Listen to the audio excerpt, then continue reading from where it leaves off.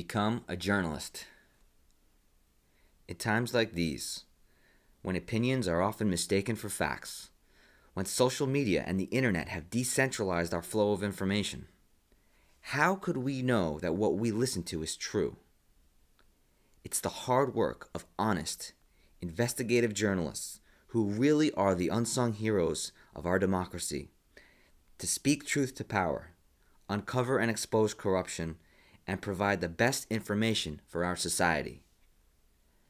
Benjamin Cunningham is a journalist whose resume includes writing for the Guardian, Politico, and most currently, The Economist. He's here to show us the whole picture of what it's like to do this with your life.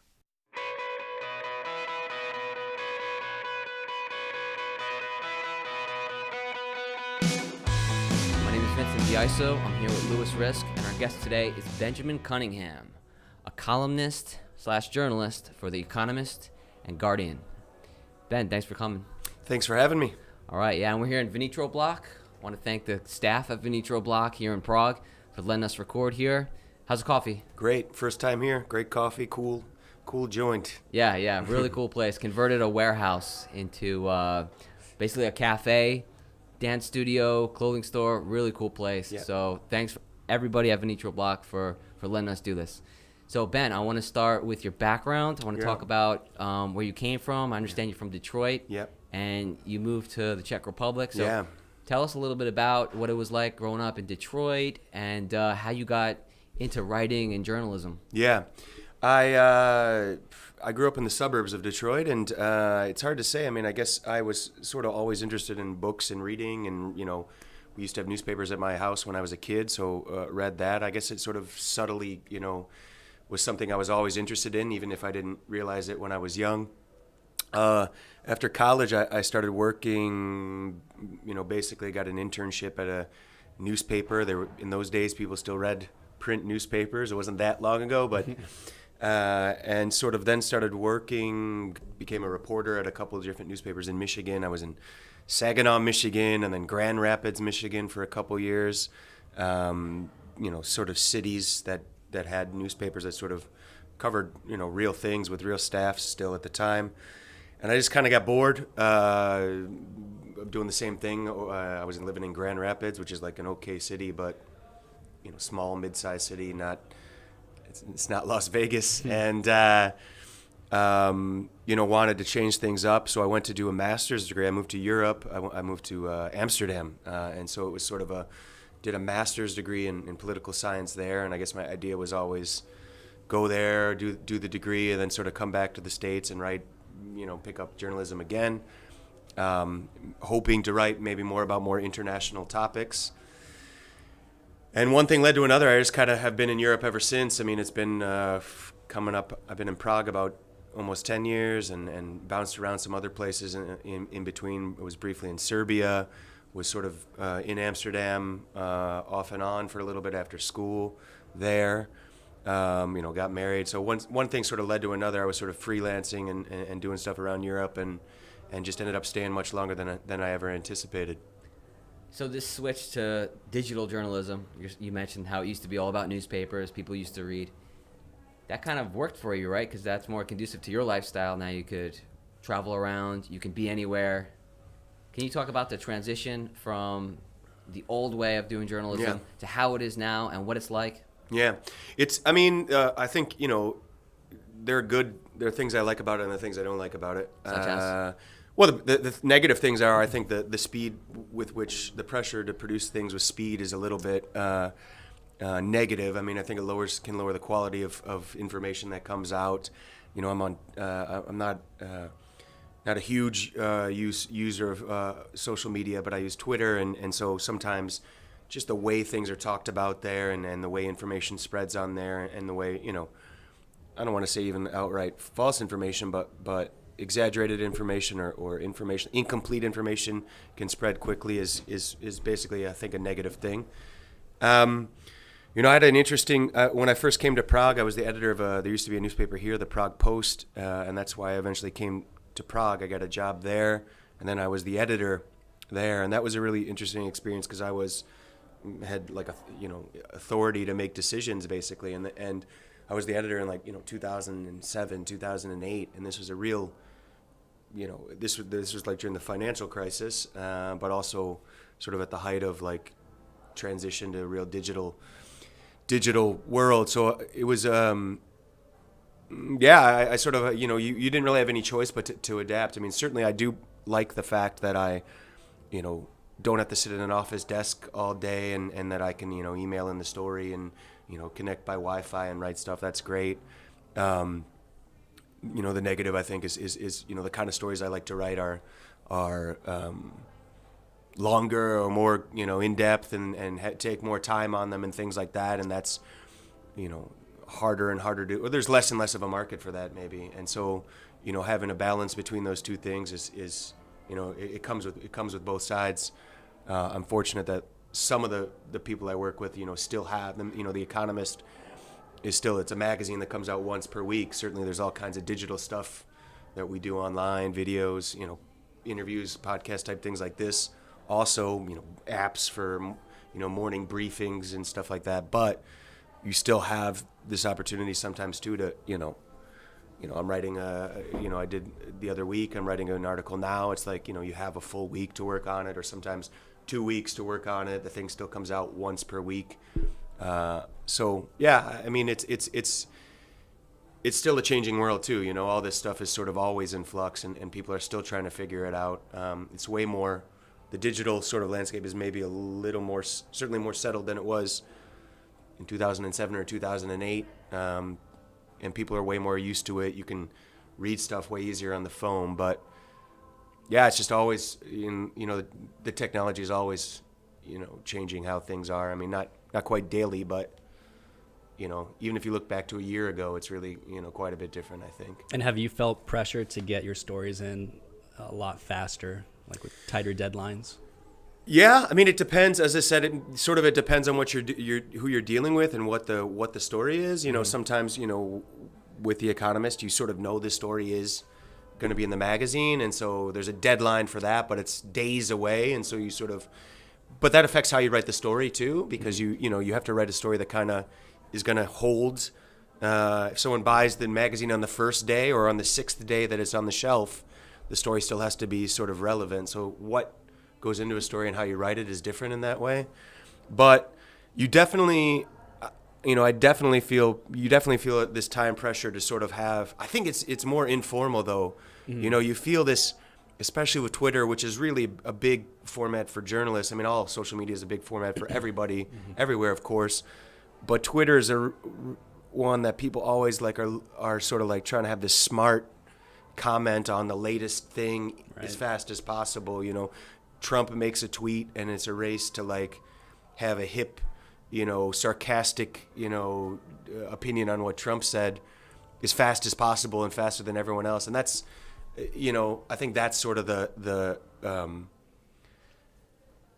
it's sort of this informal pressure that's stronger than anything else to sort of be quick and witty, that I think is, it's fun, but it also takes away a little bit from, the substance of what you're trying to do, if that makes sense. Have you tried to change the way you write because of this?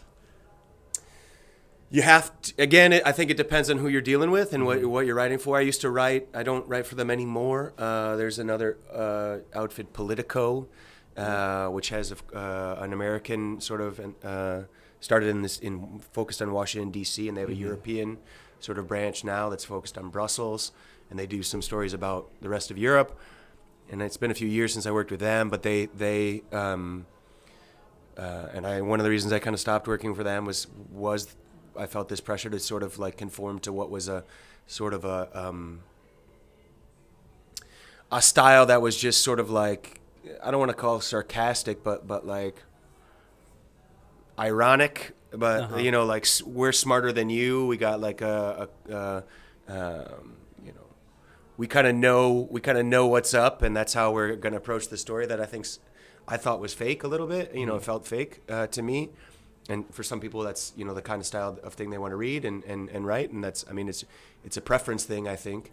But so it with different channels and different formats, you do feel this pull or push to sort of fit who you're dealing with. And I mean, I guess that's, my not kind of liking dealing with that or feeling that push and pull, which didn't feel natural to me, is probably one of the reasons one of the reasons why I don't work with them anymore. So, the answer is yes. I mean, you obviously want to write and talk about what you want to write and talk about, but the market, you have to make a living, and the market sort of dictates some of that as well. Well, what exactly is the selection process? Do you need to run your idea by an editor, get basically the green light, and then you start writing, or do you usually start writing and say, here, I've got this piece, what do you think about this? Yeah. And how does it work?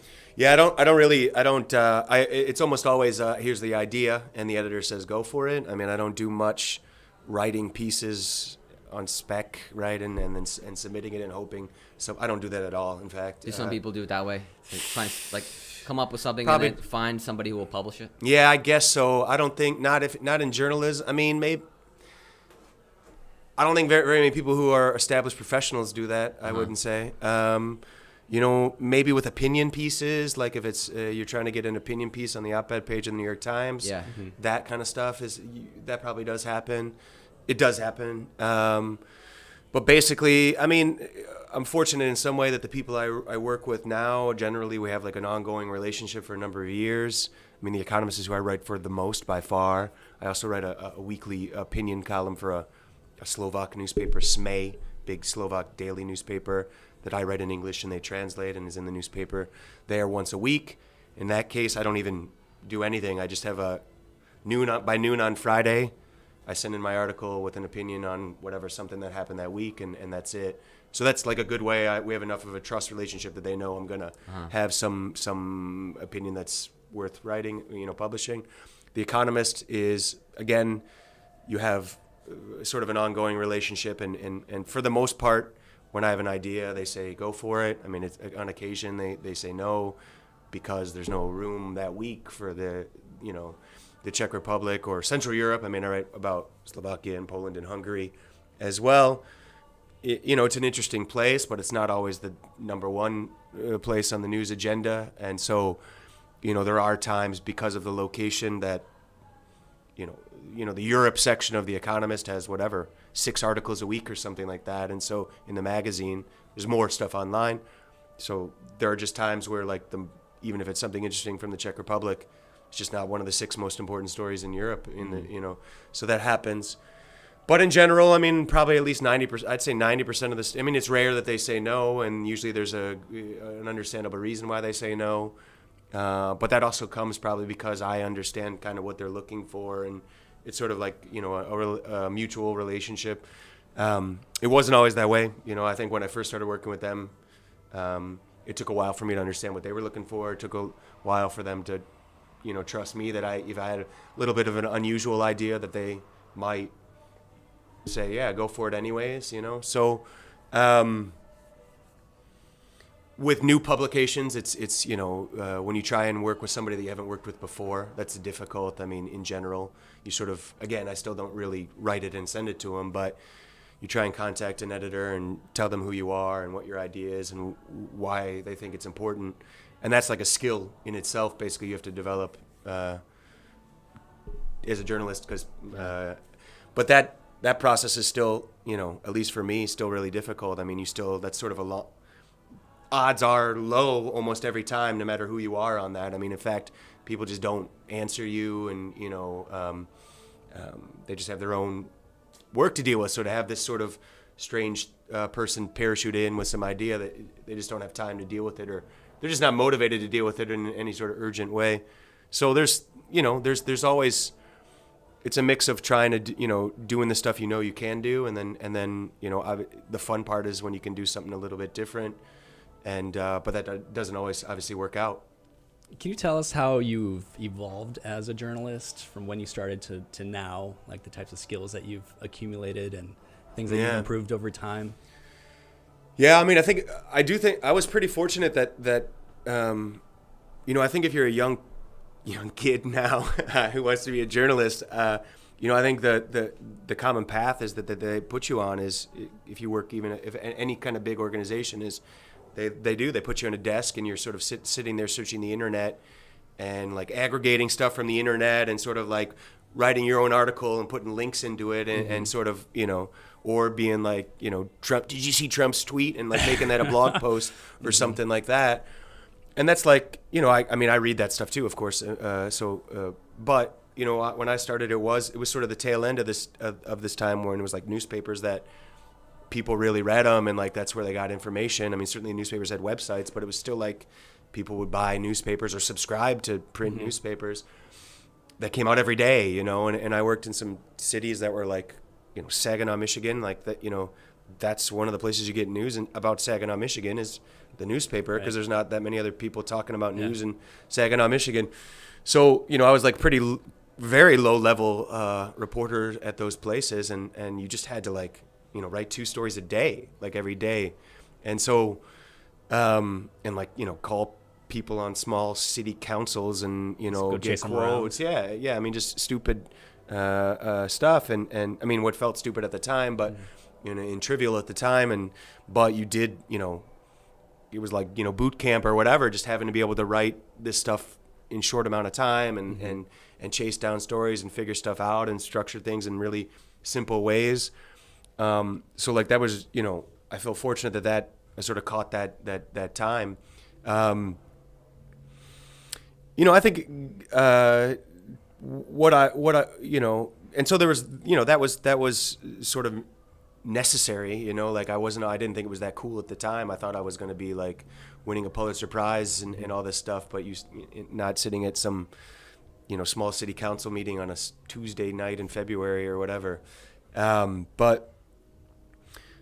now, I so then it's been gradual since then. I mean, then you try and do bigger things or pitch bigger ideas, and you just make, you fail a lot. I mean, people just don't answer you and say no, and you try something and it doesn't really work. So, I mean, I think, I feel fortunate that, sort of trial and error. I mean, it's, trial and error sort of is how I ended up being able to do for them, there are plenty of days where I'm unhappy with what I'm doing, like any job that's negative, but or hard or difficult. So you mean like you read a piece and you don't like it? You don't like, how can I submit this? Yeah. And sometimes it's just hard. You just can't figure out how to, no matter how many times you do it, you sort of, like some of them just fly off easily, and some of them are still a challenge, just how you order or what's the most important sort of parts and stuff. So, yeah, I mean, I think that, I don't think there was any secret, I think I had some sort of like natural desire to do this, but I don't think I had like automatic skills. I mean, I think it was just like anything else that I just,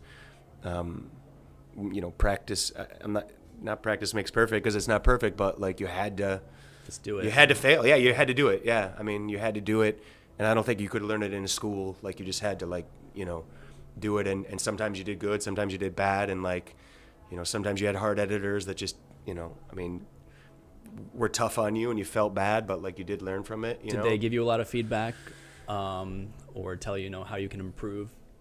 I think it depends. Most of these people don't have time, so it's like you learn by like just how they change stuff and edit stuff, and so it was like, trial by doing. It wasn't sort of like, I mean, there were nice people along the way, but it wasn't, most of the time it wasn't so much like, hey, let me sit down and talk with you about what you did right or wrong here. It was more like, by that time you had to do something else. And especially when you get to be like more of a freelancer, like I mostly am now, is every time you're writing and not getting paid for it, you're like costing yourself time that you could be getting paid, if that makes sense. So you sort of like, your margin for error is sort of limited by another way. Yeah. But you never quit. Now you're an established professional. Yeah. And I'm just wondering, what about people who think this is a dream? Like in a way, you're living the dream job of many people out there. Yeah. And they don't know how to get started. Yeah. And they're wondering, like, what do I got to do? Can you kind of just give them a first step or two? Or if this is what you want to do, what do you think is something that they could kind of get started with? Yeah, I mean, I think the living the dream thing is like, that's, I think, you know, people tend to be in anything, so not just journalism. It's like, oh, I'd like to be an actor. Man, I'd like to be an actor someday. And the number of people that say that and the number of people that do anything to become an actor is like, you know, very small percentage. You've probably seen a lot of people quit in your day. Oh, for sure. And tons of people that say exactly what you say. Oh, it'd be cool to be a journalist, but they've never done, not even started to do that. So, you know, I'd say, like, you know, first of all, like, you actually have to want to do it. I mean, it's not super lucrative, you know, it's not, you know, certainly it looks cooler than it is by far, if you even think it looks cool. I used to think it looks cool, and it's not as cool as I thought it looked, right? So you're killing everyone's dream right now, right? We're trying to help people. No, but I think so. I mean, the first thing I would say is, if you don't really want to do it, you should not do it, and so that's why a lot of people don't do it. You got to love the act, the act itself. Yeah, you got to find it's interesting. You got to want to I mean, the most interesting thing for me is not the writing. The writing itself. I like writing as well, but it's not. You know, journalism is not purely about writing. I think it's mostly about being curious and trying to figure stuff out or explain things and understand things. And so if you're not naturally like that, it's probably not the right thing to do. You know, if you don't wonder how things work or try have a desire to try and understand something, it's not, you know, the job for you. But I mean, so the first step is I would say is just do it, you know. So you got to go to some, you know, the first job I had, I was an intern working for free. Then I was an intern getting paid. Then I was a reporter getting paid badly. Then I was a reporter getting paid less badly. Then I was, you know, and so, you know, and then I did all this stuff going to, you know, shady city council meetings on a February in Saginaw, Michigan on a, you know, Tuesday night or whatever. And so and at the time was pissed off about it, you know, I was not happy about it. And it was, But you were paying your dues. Kind of. And you were climbing the ladder. And I thought I was, but I thought I was, you know, I thought I was too good for it too, the whole time, you know. I just didn't maybe know what else to do. But I think, you know, when I look back, that's how much I wanted to do it. You know what I mean? That I kept doing it. So, you know, the first thing, I guess that's what I would say. I would just go, you know, if you were a young person that wanted to be a journalist, you got to go to some journalism organization. I don't even know, you know, the old town newspaper is probably not the place anymore. Maybe it is. I mean, maybe they Something really local. do. Yeah, maybe they do need, I mean, the old town newspaper probably loves somebody who wants to work for free. I mean, right now. But that's literally what you got to do. And then, no, I guess if you're in college, you can work for the college newspaper or whatever, which I never really did myself. But so it's, yeah, I mean, I think you can study journalism, and people do study journalism, and that's a good way to I guess sort of abstractly understand stuff, and maybe it's an angle to get an internship somewhere. You know, the university helps connect you with somebody, and the person on the other side wants to hear you're a journalism major or whatever. But I didn't study journalism. I studied history. So I still think it's a job that the only way you can learn is just by jumping in, and so you know, I guess that's what I would say. Jump in and try. You know, you probably have to work for free to start, but if you're, you know, 21, 22 years old, and you can, you know, take it for 6 months and sleep in your parents' basement or whatever, and you're good at, or you're, you know, driven by it, I think you can move to being badly paid pretty soon, you know? Yeah. So, you know, I think there's no way I had any sort of plan, though. I mean, I didn't know what I was doing. I just sort of was you know, just doing what I had to do, and sort of it kept going a little bit, and, you know, didn't have any vision of where I was going. And probably at some point, though, it was I don't even know what I could do otherwise now. I mean, I've just been doing this kind of stuff now. It's point of no return to make money doing something else. I don't even know how I could do that at this point. You know, it's 15, 20 years I've been doing this. And so it's you know, if I quit today, you know, I don't know what kind of job. I mean, maybe I'm qualified to do some job, but I don't know what I would present as my skills to a bank or to a, you know, whatever. I have no idea. Well, at this point, you have such a large portfolio of great stories. And I want to talk about one in particular. I mean, we could probably choose from so many, but it got a lot of notoriety. Was it 2015 or 2016 when you wrote about the... It came out in 16, yeah, 2016, yeah. Yeah, so this is the story, and probably a lot of our viewers are familiar with this already, about a Czechoslovakian man who infiltrated the CIA. So maybe you did the research. You're much better than Yeah. telling the story than I did. Can you tell us the story of this guy? Yeah. And then after that, we'll kind of break down the process of how you wrote it. Mm-hmm. But for starters, what happened here? What's going on? Yeah, I mean, the short version is it's a complicated story, but the short version Give us is the long version. Yeah. We got time. All right, We're doing a podcast. All right. And the publication too. Yeah. So Karl Koecher or Koecher, depends on Americans call him Koecher, and he was in the States for a long time. He was he worked for the STB, the Czech spy service, Czech KGB, Czechoslovak KGB. He got sent to the States in the mid '60s. I think it's been a couple years now, but 1965. And his job was him and his wife were sleeper agents. Their job was to penetrate the CIA. That's what his orders were to do that. And so posed as defectors from communist Czechoslovakia, pro-democracy advocates or whatever, moved to suburban Nyack, New York, outside of New York City,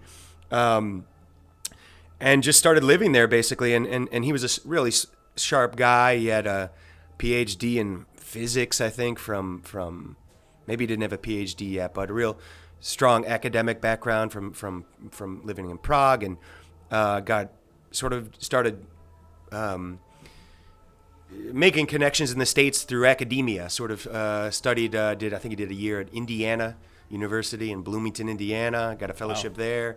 Then he went to Columbia, was doing a PhD there, and sort of started connecting with sort of elite society.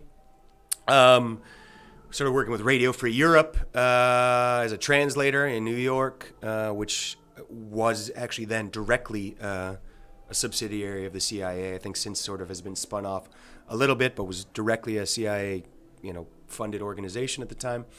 And eventually was there long enough that he convinced 6-7 years later, got a job with the CIA, convinced the CIA that they should hire him. His language skill, he spoke Russian, German, Czech, English, so that he would be useful. His knowledge of, the Eastern Bloc, having lived there, his language skills would be an asset to the CIA in terms of monitoring things. He's the only, I believe this is, I'll use the words carefully here. He's the only foreign agent known to have penetrated the CIA, been hired directly by the CIA. Other people have been, American traders that were working for foreign intelligence agencies, but he was the only guy. There may have been others. He's the only guy we know about who was actively charged with getting inside the CIA and actually did it. Do you know about it because it was declassified from the United States? No. Russia? There was some stuff. I mean, it ended up being briefly a big story in the mid '80s. So he basically got caught in the mid '80s and was arrested, and ended up being. There's quite a bit in between. He was a spy in between, and him and his wife were swingers. They were sort of partiers, and so there's sort of this racy tale of 1970s New York where they're sort of on the party scene, which kind of makes it sexier story. Yeah. But he ends up getting caught and Do you know how he got caught? Or the yeah, I think there's a guy that ratted him out. Yes, basically that's a short version. But he ended up getting caught and was in jail for a while. And then they tried to Rudolph Giuliani was the prosecutor, trying to convict him of being a spy. But something got botched in the sort of investigation. They had given him immunity for him to testify about something, and the prosecutor messed up. The FBI messed up. The FBI had said, hey, tell us what you've been up to, and if you do, we won't we won't try and convict you. And then they tried to convict him anyway, so all his admissions were inadmissible in court. Right. So he was in jail, and they couldn't really do anything with him, so they ended up trading him on the Bridge of Spies in Berlin in '86, February of '86. So I mean, this sort of tail end of the story was pretty big racy news in the mid '80s, basically in New York City tabloids and stuff like that. Still the Cold War. Yeah, exactly. And so that's kind of, it wasn't a complete secret in this way. I sort of stumbled across it. I had heard about it in Prague, sort of as this guy, and I found him and just started meeting with him basically, and interviewed him for a lot, whatever, dozens of hours basically. How old was he at that point when you interviewed him? He's in his 80s now, so he's in his low 80s. He might have been 80, 81 when I met him. He's maybe 83 or 84 now. Of course, he's banned from going back to the U.S. He right? is banned. He's banned. He was an American. He had acquired American citizenship. He had to, part of the deal to get traded, he had to give that up. Him and his wife are banned from going. Do you know to who the he got States. traded for? Yeah, he got traded for this. This is why it was bigger news at the time. Quite famous dissident, Soviet dissident at the time. They called him Anatoly Sharansky then. Mm-hmm. Now he's called Nathan Sharansky. He was a Jewish Soviet citizen, Russian citizen, who had spent years in the Gulag and was a very high-profile sort of human rights advocate in the 80s. And actually Ronald Reagan, was the president of the United States, and so he sort of it was sort of a big cause to try and free this guy from the Gulag in the Soviet Union. And this is who he was traded for. Is quite a, not a huge celebrity now, but in the mid '80s, this guy was a pretty big deal. He traded on the Bridge of Spies. On the Bridge of Spies, the movie, right? Yeah, the American files are not declassified. What is declassified are the Czechoslovak most of the old Czechoslovak spy files are declassified. So there are quite a lot of files about him and what he was up to in Czech. That sounds like kind of an international issue. If you're releasing information that is classified in the United States, possibly, you don't know, but it's declassified in another. But they won't confirm or deny, right? The information it's not the same information necessarily. I think also maybe an interesting side note, there was a guy who wrote sort of in parallel when I was working on this story, there was a Czech guy who wrote a book. I didn't really know about him at the time, and things kind of came out at the same time. Wrote a Czech language book about this guy, and he had been working on this for a while. And he said, I met him once, and he said he had gone to the archives here in Prague, and was going through the files, and then whatever, for one reason or another, had to not put the project he was working on the side for a couple months for whatever other work.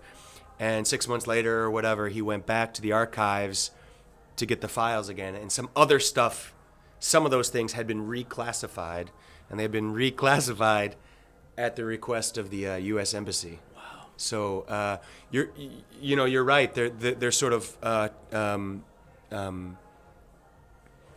multiple sort of balls in the air here. So obviously the U.S. government asked the Czech government to reclassify certain things that they determined to be sensitive. Mm-hmm. The Czechs have an interest in sort of declassifying as many of these files as possible to be transparent about the communist era and stuff. And a lot of the files are totally harmless, just detailed. Really interesting to look at, but they're talking about what kind of clothes people are wearing, surveilling so-and-so on some street corner. So it's really interesting to look at, but not like, and really feels like really spy stuff, because it's like, January 10th, 1981, Broadway and 52nd or whatever. And they're talking about stuff like he's wearing a blue coat with a fedora on or something. So that stuff is in there, which is really cool, but it's like not super secretive, and most of the, you do see how much of this spy stuff is pretty trivial. How many people are being paid to spend time tracking other people, and for years and years and years, and how useless a lot of this stuff really is. Yeah. So what is the fact-checking process like for a story like that? Well, just stories in general. Like how can depends on the organization, how people are serious. The Economist is the most serious person I work with in terms of fact-checking. So you have to, when you write a story, you have to list sources at the bottom. Those don't get published, but through the editors, they sort of do that.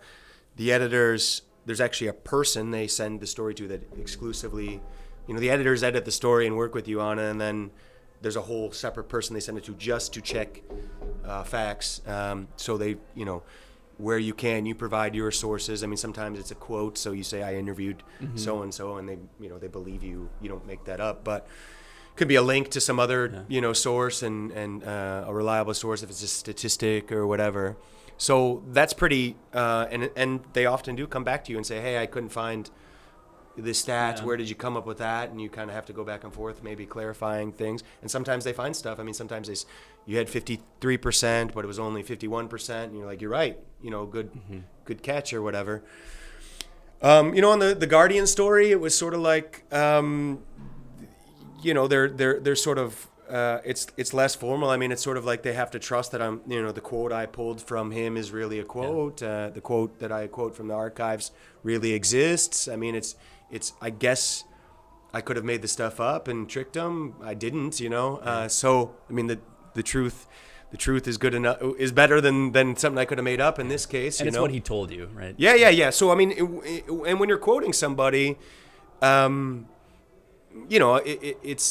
it's obviously a slippery slope. We have examples of people who speak untruthfully publicly in the news these days, but more than ever. But when you're doing a story about him, it is a little bit, what I'm presenting there in that Guardian article is like, it's kind of his version. Right. It's corroborated by. I did talk to other people. I did look at the files. If he said something and the file said something the exact opposite, right. I didn't, say what he said, or that was information that I could use. Sometimes he spins his story to make him sound cooler or whatever. But for the most part, it's, I mean, it's. I hope it comes across that way when he's making a statement. It is his version and his opinion or his statement. It's not necessarily the full statement of fact of what happened.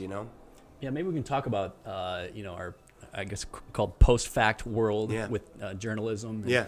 So can you tell us maybe your opinions of reporting standards these days and where you think journalism is going in the future? So, I mean, a huge, obviously big question. I mean, I think part of it goes back to where we started with this sort of the speed and the digital element, the pressure to be first and fast, which has always been there, but how short that window of time is now sort of does guarantee or, is more of a problem. I mean, whereas it was like, got to be first and the time is like a day or a couple hours, now it's minutes or seconds or whatever. So, by default, I think that makes it a bigger risk that you're reporting things that are less concretely confirmed. The other side is obviously people read or have the opportunity, people don't always do it, have the opportunity to pull information from a bunch of different sources at the same time. So individual, institutions, the Economist or the New York Times or NBC or CNN are less, they're less official, viewed as less, whatever in the 80s, everyone was, not everyone, but I mean, 30 million people were watching like NBC News at 6 p.m. And now that was fact. Yeah. This is what is happening for real. This is what, and so and that because that show had that many viewers and advertising had enough value at that time slot, there was more money invested in the news operation. They had more reporters working, more fact checkers working. So like the whole investment in the product was higher because the revenues were higher. The other side of it is that because more people were watching the same kind of stuff, that's a negative thing, if everyone is just sort of, they get one worldview. Yeah, exactly. Yeah. But there's a good side of it too, where people have some common thing to discuss, common view, at least to discuss things, and now you have this a base of facts, right? That everyone can agree on. Right. Yeah, there's some central version that people can differ on, reasonable people can differ on reasonably, but there's some core element that people agree on, core element of the story that's agreed as a fact. Now, because of the diversity and the splintering of where people get information, the investment in an individual show or newspaper has to be less because the audience is less. So there's less people working on the product. And this commonality is sort of is lacking. You'd like to think that most people, the statistics just don't show it's not true. While people do have the opportunity to go through and be like, I'm going to check 5 news sources, right, and I'm going to compare and contrast and come up with my own point of view. That's not what people do. People, have 1 or 2 that they check every single day, and your 1 and 2 are different than my 1 and 2, and somebody else's 1 or 2. And so people increasingly develop this sort of like totally different worldview. So I think that's negative. I mean, so the opportunity is there to really, the diversity of news sources, good, in that you can sort of like, pull together different views. You're not locked into one point of view. That's a positive. Or there's an opportunity there that people can use. But the negative is most people don't use that opportunity. Do you feel that because of all this like compartmentalizing of point of views, that you are writing in sort of a persuasive tone because you feel like you have to now convince people of the truth? Or do you feel like you're just writing to people who already think like you, that already have a bias? Yeah, I mean, I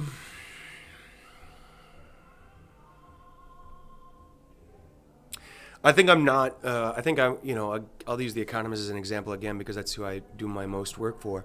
I don't think I have an illusion that like, I think I know who most of the Economist readers are, and usually they're, educated people with, interested in global events, and, they're probably, this is stereotyping, and there is some diversity to the readership, of course, but they're probably middle class or upper middle class or upper class.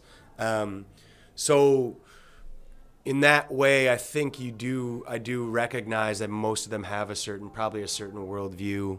The magazine does sort of, they read it because the magazine has that worldview. But in terms of like actual, so in that way, I don't think I'm writing articles for them trying to convince, an unemployed Donald Trump voter in, Saginaw, Michigan. Right. That I need to convince them, of a point of view. I do think I try to, I think in the end there is, the job requires you to make whatever. If you only have 500 words or 700 words to write, you have to make decisions about things that go in the article and things that don't. And like in theory, you're supposed to be trained to make smart decisions about that, to really consider if this is the most important piece of information or this is not, to not try and do that in a way that's intentionally persuasive. But there is the need to make decisions based on your own best judgment or whatever. And so the articles I think are like my best attempt at the version of the true of what I think happened and what's going on. Certainly it's possible that I I must make mistakes, right? Sometimes. And it's possible that somebody else would write things differently. It's certainly likely that someone would write something, but I don't think I write with an intent to sort of convince somebody one way or another, nor do I write with an intent to try and say, oh, the readers are really going to love this, if that makes sense. I mean, I think I do try to figure out what I think the story is and write the story to address that or whatever. I was going to say, can you tell us a little bit about what you're writing about right now? Yeah, I mean, now there's an election, a presidential election happening in the Czech Republic, so that's sort of like a news thing that I'm working on. For The Economist. Right? For The Economist, yeah. I have a couple other things that are that's sort of priority one because the election is, tomorrow. Mm-hmm. There's a couple other things. One that's sort of like, it's a little bit hard to explain, about culture, that sort of like basically the re-emergence of culture from like the early 20th century, let's say, sort of like books from that era or new movies being made about stuff from that era. Art exhibitions from painters from that era or whatever, sort of a mix of all these things that sort of like seem to be happening more now than in the past, and why that is. And I guess the idea is that maybe people see some similarity between like whatever Cyclical. was happening then or whatever. So we got a world war coming. Is that what you're saying? Yeah, maybe. so different thing. I mean, different things. I'm trying to do maybe some more with this spy story, trying to develop that into something a little bit bigger than an article. I think you should. Yeah, that's fascinating. Yeah. Is there any pressure from your editors or even yourself to get it to go viral, get it on Facebook, and get people to click on it? Depends on who you deal with, you know. Again, I think that's a good thing about someone like The Economist. I mean, obviously they use social media. They want people to read as many stories as they can. They do try and put a witty, lead on their tweet about something. But I think they also have some belief in their brand being sort of like quality. Yeah, exactly. And so, they want a lot of people to read the article, as many people as I can to read the articles I write. There's less of an emphasis on though having like some, clickbait headline or Donald Trump destroys CNN, or whatever so there are other, I don't want to name names, but there are other organizations that I have worked with in the past where there's more pressure to sort of do that, just how the stories are structured, how they write headlines. Even if the story is basically, substantive and serious, the way they write a headline on the story is designed to sort of, shock a little bit more. The Economist kind of does that in their own way. They try and kind of be like witty or smarty pants, with wordplay and how they do the headline, a little bit sarcastic, but it's sort of like appealing to a different audience than sort of like pure viral audience. So I mean that pressure's out there. I mean I would say I try to I don't want to make it sound like I'm super perfect morality or whatever, but I mean I do try to avoid that. I maybe I fail sometimes, but you obviously are tempted to try and make your stories as popular as possible. I mean the more popular stories are, the more happy the organization you work for is, and right. the more likely you're going to get to be able to do more of what you want to do. All right, last question, because I know we're running out of time. Yeah. I just want to get your opinion about comedy and journalism. Because, I mean, there's so many successful people out there now. Yeah. And people some people I know don't watch the news. Yeah. They just tune in to The Late Show or The Daily Show or something like that. Yep. What's your opinion on that? Is this a good thing? Is this dangerous for the industry? How do you feel about that? Mixed opinions. I mean, I think there are, the Daily Show is going back years, I think, was pretty good example. And what's this one that's on HBO now? With John Oliver? John Oliver, right? Yeah, I think he... Real time. Bill Maher's been doing it a long time. Yeah. And so, I think there's something good about by mocking, I think the Daily Show in particular, I don't watch that much now. I used to watch it much more years ago. They were really good because they actually were making fun of not just the news, but the media, right? So they served covering the news. Right, exactly. Yeah. So in that way, they were like sort of like a critical, I think that was a healthy thing in some ways, right? And maybe a necessary thing.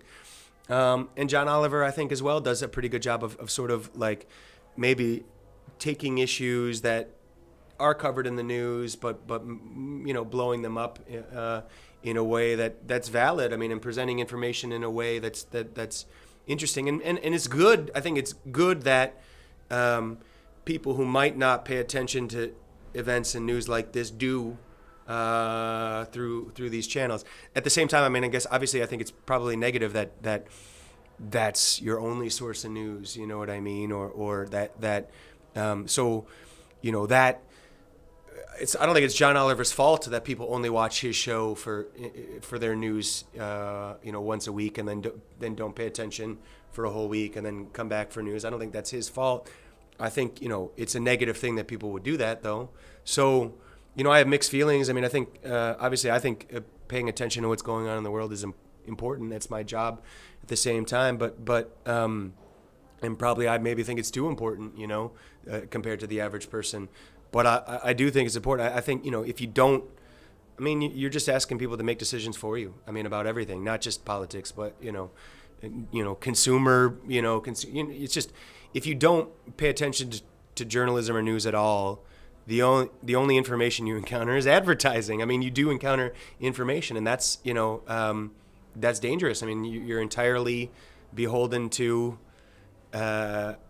information that's attempting to convince you to buy and sell things, and so journalism fails a lot at achieving what it sets out to do, for sure.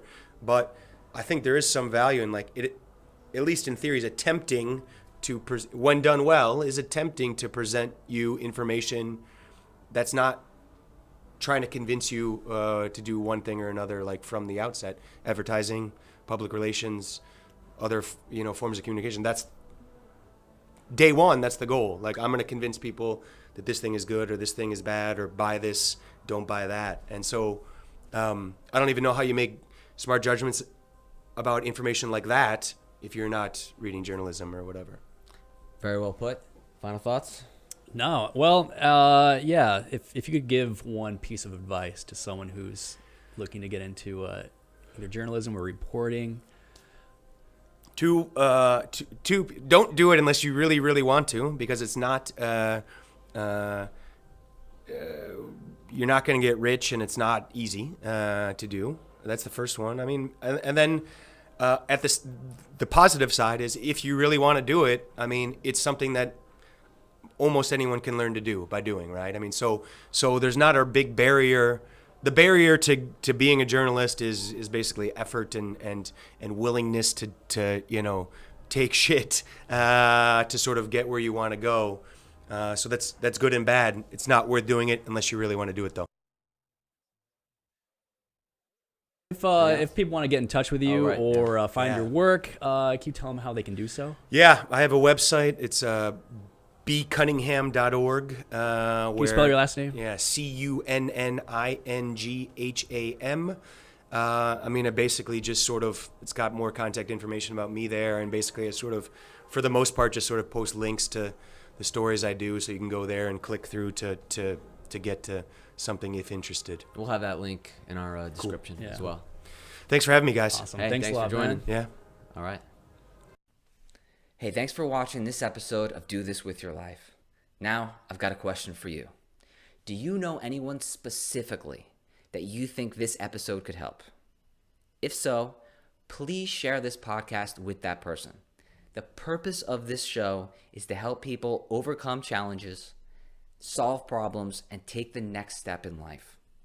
If you think that's a worthy cause, please visit our website, dothispodcast.com, and click on the button to become a patron of our show. Any little donation helps. We're also on Facebook and Twitter. There you can follow us, you can leave comments, ideas for future shows, and receive notifications every time we release an episode. Don't forget to subscribe to our YouTube channel, and remember, you are the reason we do this podcast.